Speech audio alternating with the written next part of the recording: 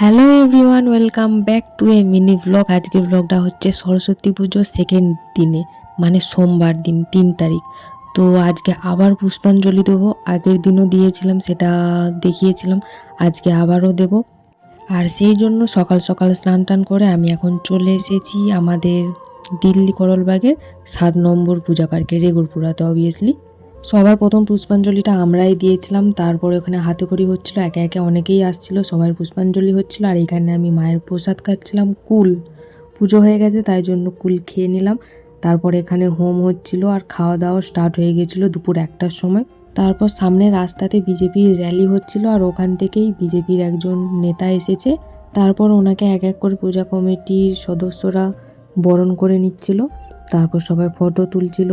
আর আমি এদিকে আবার একটা লাড্ডু দিয়েছে, এখন লাড্ডু খাচ্ছি। আর তারপরে এদিকে মায়ের আরতিও শুরু হয়ে গেছিলো। সবাই মিলে এখন দাঁড়িয়ে আছি মায়ের আরতির কাছে, আর ওদিকটাতে খাওয়া দাওয়া হচ্ছে। খুশি এখনও স্কুল থেকে আসেনি, তাই জন্য আমরা এখনও খেতে বসিনি। খুশি আসার পর আমরা খেতে বসবো একসাথে সবাই। আর আজকের মেনুতে ছিল খিচুড়ি, মিক্স সবজি, পায়েস আর চাটনি। তো চলো আজকের মতো এখানে শেষ করছি, বাই।